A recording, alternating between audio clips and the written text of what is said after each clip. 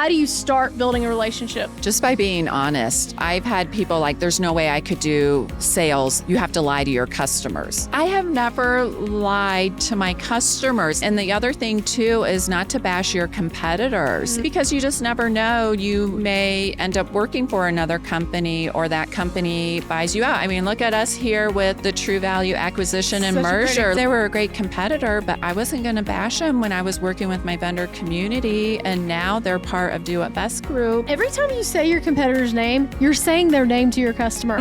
Free advertising. People ask that a lot. How do I keep tabs on what my competitors are doing? And listen, sometimes you need to know what's out there, but the more you focus on them, the less you're focusing on you and your business. I think that's great advice. Just keep it on your lane as much as possible. That's so good. Welcome to the Grit Blueprint Podcast. I'm your host, Stephanie Couch. This is the spot where leaders talk about the stories, strategies, and systems that win in the building industry. We unpack how leaders and brands build their reputations and become unmistakable. Welcome to the Grit Blueprint Podcast. I'm your host, Stephanie Couch, and I'm coming to you from the last day of the Denver market in the spring here at Do It Best True Value. And I have Sarah Krey from Do It Best. Welcome to the show. Hey, thanks for having me, Stephanie. Have you had a fun weekend? Oh my gosh, it's been a blast. I'm starting to lose my voice. I have talked to so many vendor partners, a little bit of karaoke included, and just hoping to make it through the rest of the day. What's your karaoke song of choice? Oh, I don't go up there. I just cheer everybody on from the sidelines. In charge? Yes. I love that. Well, I want to read your bio here. You are an amazing asset to the hardware industry. You have actually been in it 25 years in the home improvement space. You've actually been at Do It Best for 14 of those years. Won lots of awards. You've been HBS Dealer Top Women Rising Star in 2023, and you spent over a decade as a merchandise manager. But your resume is great, but what I really love about you is that you have this tenacity that we've talked several times, and I just pick up on that every time. You love sales, and you know that sales means that you're going to hear a lot of no, but you go right through that objection, and I absolutely love your relentless competitiveness. So I want to talk today about some things to hopefully help others out there that may be thinking, hey, how do I do what she's done? So welcome to the show. Thanks for the accolades there. It's, my kids will say that I've been in this industry since last century. That's how long I've been doing this.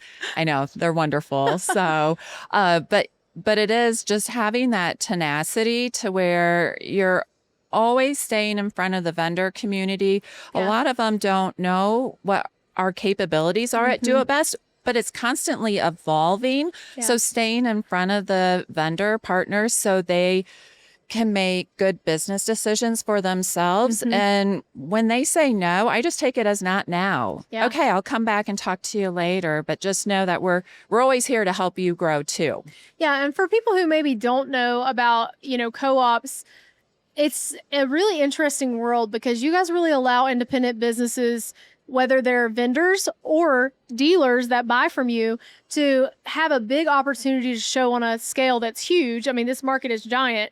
And I've seen a lot of smaller independent vendors here with booths that maybe have no presence on social media. They don't maybe even have a real website presence, but here they are selling stuff at this market to amazing people that buy it and put it in their stores all over the US. So I think it's a great independent business event, and I love coming to these. Oh, absolutely. And the small startup vendors, that's where we can help them out too, where, hey, here's some success stories we've had with other vendors. And if they're not, ready to take that next step, at least they know that we can help them when they're ready. Yeah, it's great.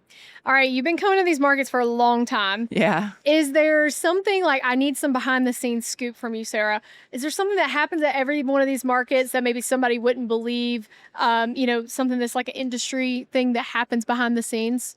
It's just, I think just all the relationship building. I came in and hit the lawn and garden department first.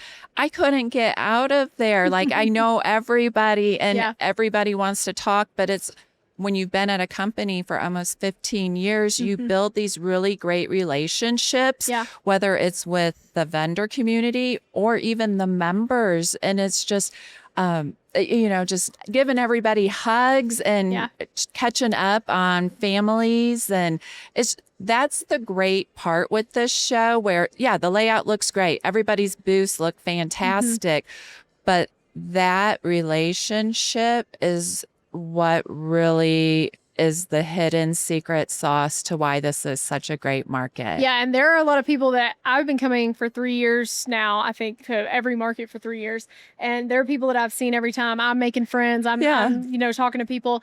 And it's funny, like a vendor just walked up to me today, Chuck, and he's wearing pink and he's like, hey, I wore your color today. And so it's really just cool how this industry is so connected.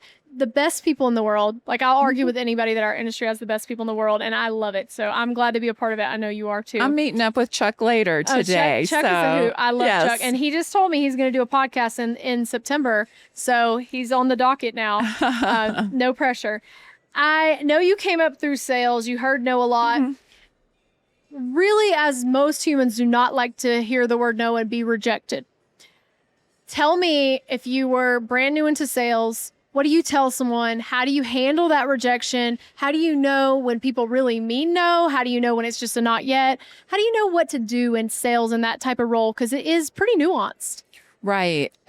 For me, it's a lot of how would I want someone to react if I was in their situation. So again, building that trust, building that relationship so you learn, okay, is this really a hard no? Or are they just having a bad day and don't want to hear the pitch or see the demo or work with me on this right now? And so it's just, I guess, just getting to know your customers or whoever you're working with as well as you can. And I'm a super competitive person, but I am a team-focused person, so I always look for an angle of how can I help you? I'm not really trying to sell you anything. Yeah. I just want to help. And whether it's like grow your brand, grow your sales in your store, get planograms placed, whatever it may be. And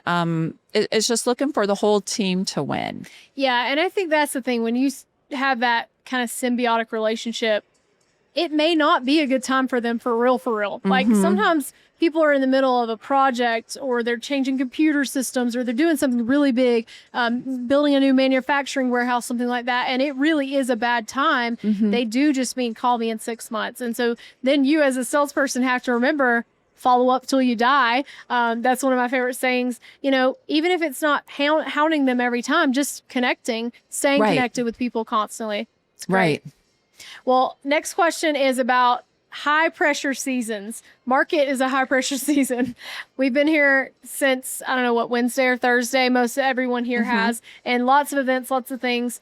But you actually really thrive in that pressure. You talk about being competitive and having that.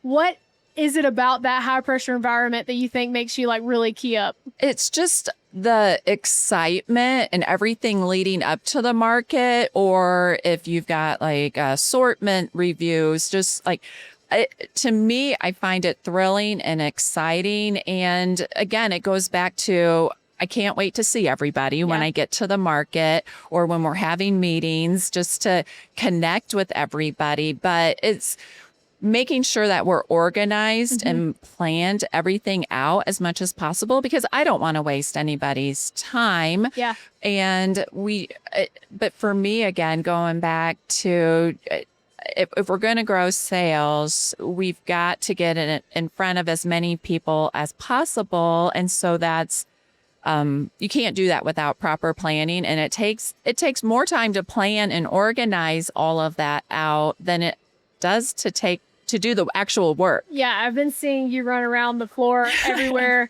Last night I saw you at the concert. I know you probably had dinners after. It definitely is a trying weekend as far as not getting too tired. I can sleep when I get home. Yeah, hopefully. I'm hoping to sleep on the plane a little bit tomorrow. Well, I want to try to shift topics here. We obviously are both women in the industry. We've been in it a long time. Our industry has actually shifted a lot towards women. And I think in the last 5 to 10 years, things have really changed a lot in our favor. And it's still pretty predominantly male dominated. But once you decided that you have described yourself as the big sister in the room, How does that change your perception and what does that mean to you? Well, I think sometimes, well, go back a little bit. When I started at Do It Best, there were only 2 women merchandise managers. Wow. And now over half of the team or departments are led by women. And I think just seeing that shift here, I believe Do It Best has been really great at enabling women. And 15 years is a long time, but it's not. And just knowing some of the mentors I've had growing up and some of the challenges and struggles, like, oh, well, if you're going to be able to keep your job. You're not married, but we're not going to take away a paycheck from a man that has to support a family. And so when I hear stories like that, I don't want to go in reverse. So like, I'm going to keep being a champion, but then, okay, what's the next step we can take to where the next generation or my daughter doesn't need to go through the same struggles? So just, being a mentor for people, but a lot of it's been because I've had some really great mentors and friends that have helped me out along the way. And even some of my mentors are men. It's just not all women. Yeah. It's just getting different angles from different people and gives it a new light or perspective, which then I pick and choose, okay, this works for me, or this could help out one of my team members or coworkers that's struggling with something. Yeah, more of my mentors have been men than women because there just hasn't been very many women around to be mentors. And so I'm so grateful for those people. And I think it's interesting because, I feel like you have to give yourself the opportunity also to show up the way you want to show up. And we were talking a little bit earlier about just, being who you are and what you're comfortable in. It's hard when you're younger to know what that is. Yeah. And you do kind of have to know yourself a little bit more. And I think that it's helping other women and men, honestly, figure out who they are and what they want to be known for. And then helping them show up that way every day. It's hard to do that sometimes, but that's the biggest thing I think I take away from it that I wish I'd known when I was 20 or 25 was, hey, you're who you are. Some people are going to love that. Some people are going to hate that. And I'm okay either way. And it's hard to get to that point. Some days I'm still not there, but, and to go back to that big sister comment, I don't want to fit in with everybody else. I don't want to think and dress and look or react the same way. I bring a different skill set, a different perspective. And part of that is because I am a woman and I am in a room full of men. It just gives it a different perspective, a different angle. What do you think it is about you that makes you want to embrace not being the same? Because standing out is sometimes pretty scary for people. What makes you be like, nope, I'm going to be different? I love the limelight. I don't like to shy away. And early on in my career, I had a boss that said, make yourself big. That was kind of our motto. Yeah.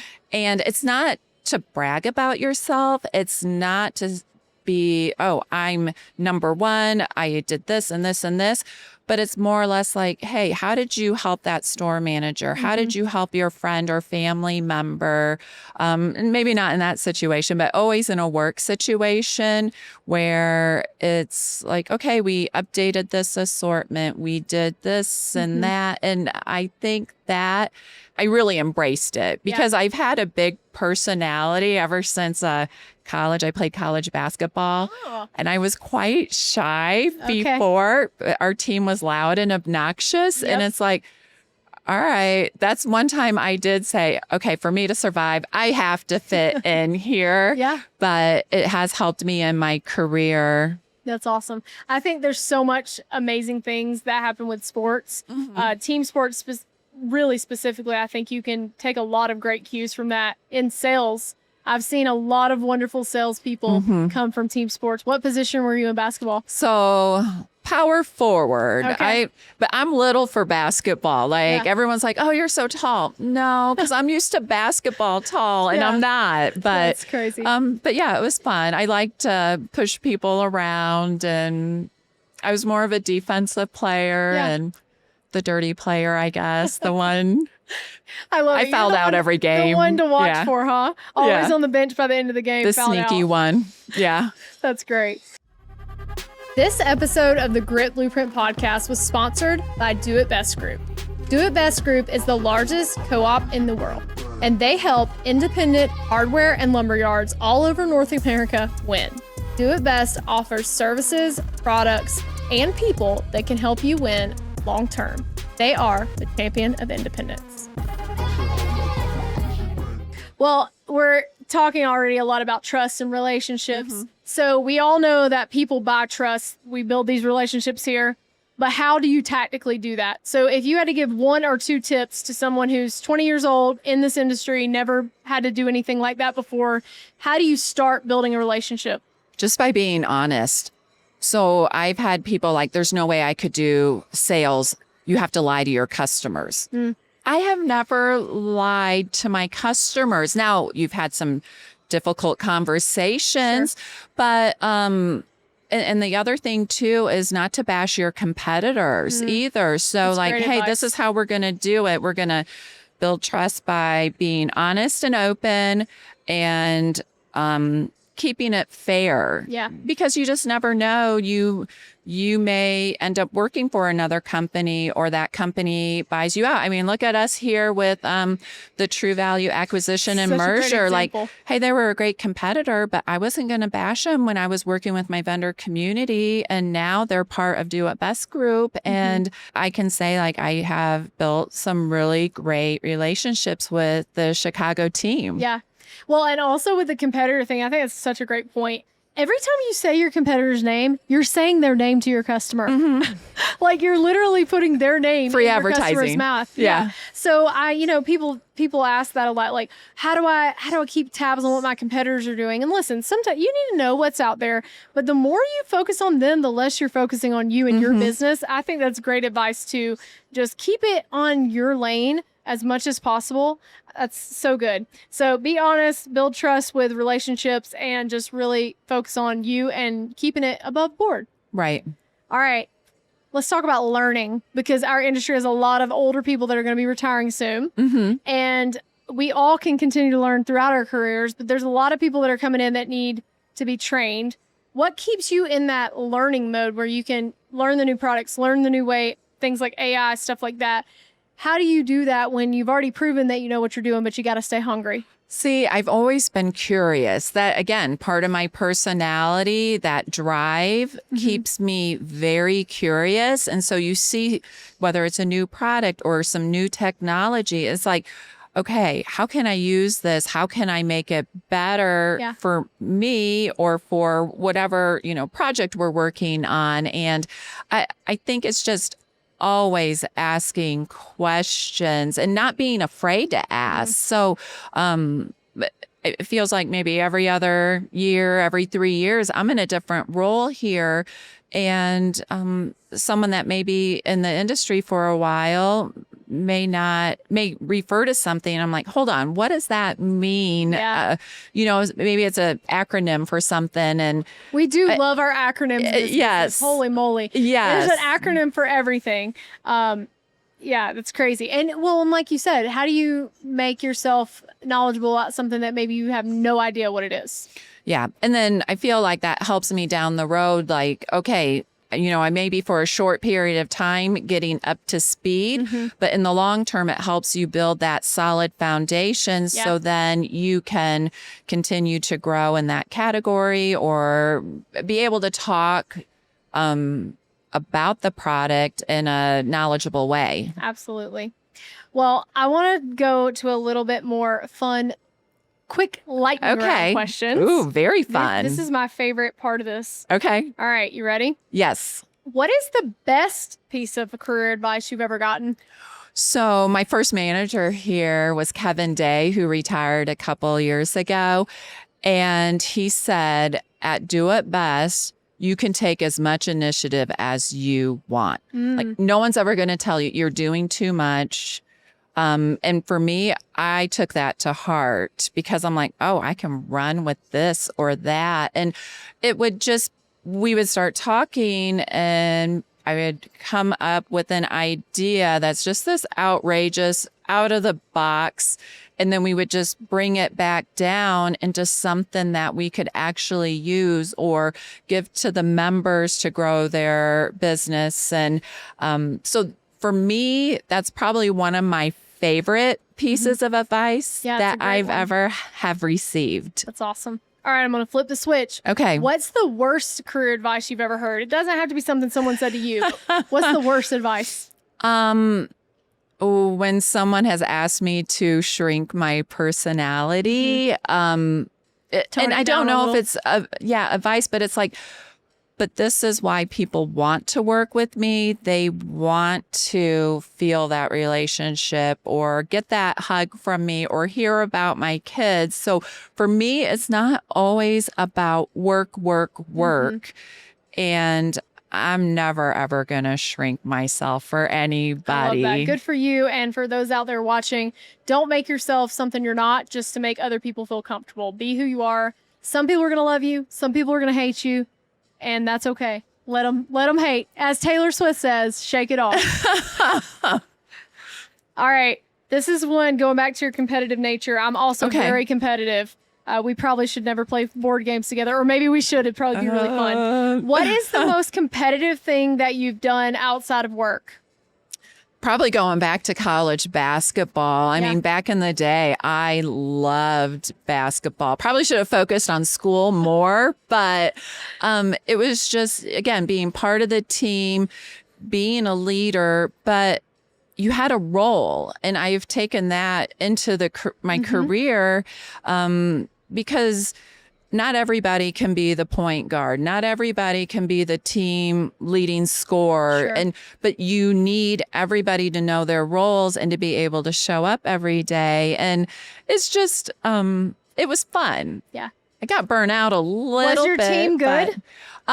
So yeah, like high school was a bunch of fun. Never lost a conference game all 4 years. And then you get to college and we're like, we just lost a conference game. What is going on? And so then you dig down, but then again, it was a different. Yeah, it was just a different level. Teams. That's why I ask you. I'd love to know what it was like to be on a really great team. We lost a lot of games when I played softball, and it was a lot of sad bus rides home. I don't lose, Stephanie. Well, I do, evidently, when we're playing softball and your pitcher walks 38 people and you're in the outfield picking dandelions. That's my high school softball experience, Sarah. No, I mean, it was so competitive. I actually was invited to try out for the Indiana Fever. It was the second year, the WNBA. That's super cool. And I decided to turn it down and take my first job in the hardware industry instead. But we won't break that down, but you could have been Caitlin Clark. I mean, could have been you, Sarah. You still had to work a real job if you wanted to play basketball still. And I just wasn't into it anymore. I get it. And I think that's another great point. Sometimes in your life, things are for a season, and it's okay to let that go and move on to something else. How do you know when it's time to do that? I think you just have to listen to yourself and not worry about, again, what other people are thinking. Being authentic to yourself, staying true.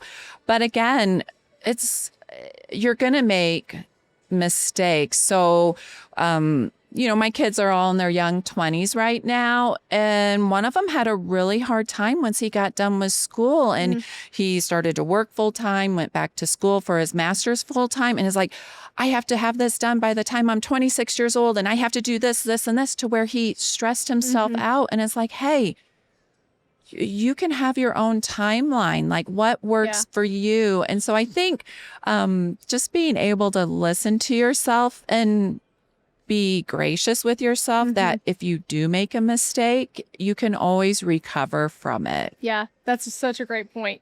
There's very few things in life and in business that are irreversible. I actually love, there's a quote that I like. I think it's Bezos actually that says it, but he talks about make decisions quickly as long as they're reversible. And if they're not, then think them through really well. But if there's something that you could turn back the hands of time and go back, pull the trigger, because you got to move forward with life. You can't think about things too long.